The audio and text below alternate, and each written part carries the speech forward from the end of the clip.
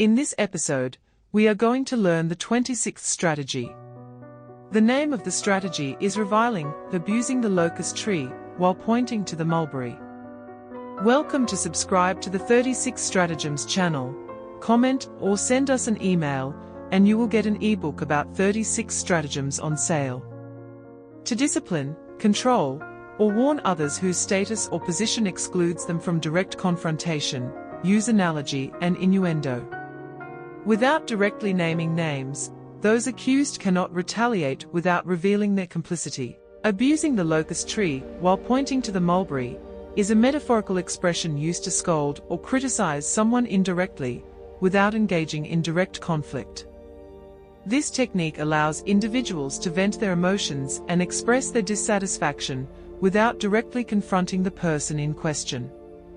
This metaphorical expression implies that when someone wants to scold another person, but finds it inconvenient or inappropriate to do so directly, they choose to criticize a different object or individual. By doing this, the intended target of the scolding understands that they are the real subject of the criticism, even though they are not explicitly named and cannot retaliate. There are numerous anecdotes in Chinese culture that revolve around the practice of criticizing mulberry trees to indirectly scold someone. These anecdotes serve as examples of this metaphorical approach used in various situations. In many Chinese families, it is common for multiple generations to live together in one household.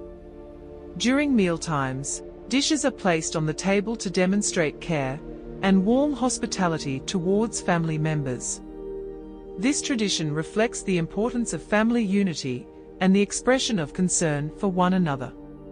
In this heartwarming story, there is an 80-year-old father, his son, and his daughter-in-law, all in their 50s, along with their university-age grandchildren.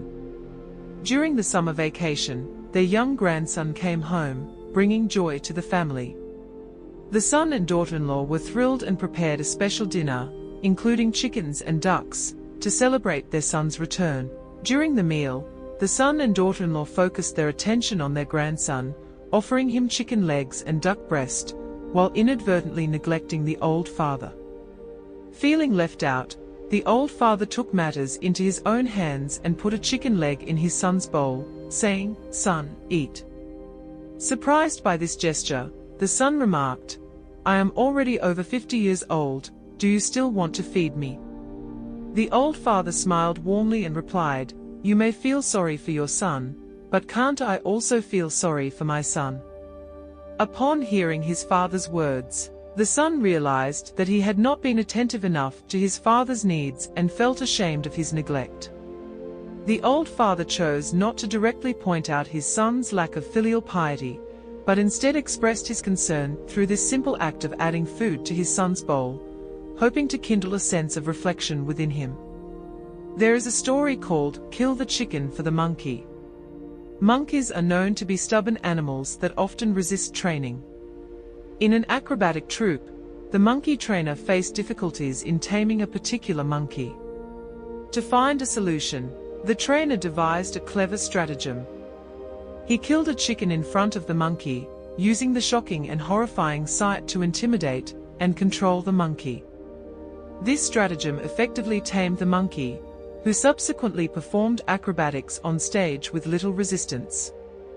In some situations, when the law fails to discipline the general public, it can be effective to deal with a specific individual as a means of sending a warning.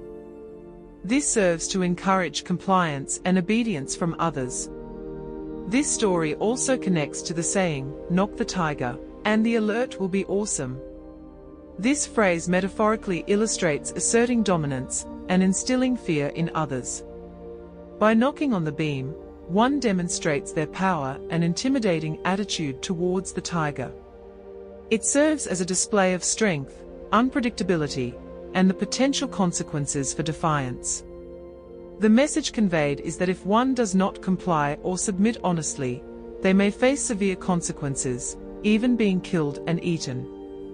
In the military context, this tactic refers to the stratagem of commanding and establishing authority through various means of warning, inducement, and suggestion. Its purpose is to unify the will and actions of subordinates, prevent disobedience, and control weak enemies without direct military confrontation. By covertly using warnings, accusations, and firm attitudes, relevant individuals are compelled and influenced. This method enables the transmission of information, the establishment of authority, and the control of people. The metaphorical meaning of this stratagem can be understood from two perspectives. Firstly, in military actions, it involves using political and diplomatic strategies to apply pressure, cooperate, and employ warning and inducement. This approach can lead to victory without engaging in direct combat against a weaker opponent, or using implied attacks against a stronger opponent.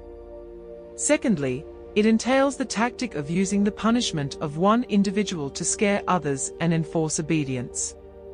It involves dealing with smaller matters to warn and deter those with greater influence. In certain situations, where it is difficult to enforce punishment universally, dealing with a single person can serve as a warning to the broader public, setting an example for others.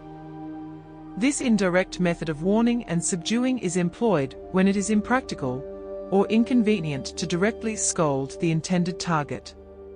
It allows for the expression of blame or dissatisfaction in a circuitous but impactful manner. In the military realm, this tactic is observed when commanding numerous subordinates, ensuring cohesion within the organization, and preventing orders or prohibitions from being disregarded.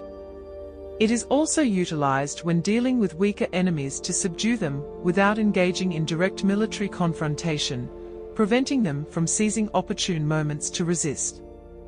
Through covert means, such as excuses, warnings, or employing appropriate tough stances, this stratagem facilitates effective communication, the establishment of authority, and control over the population. In business warfare, this stratagem can be applied to market competition. It involves praising certain products to attract consumers while simultaneously criticizing competing products in a covert manner, aiming to sway consumers to one's own side.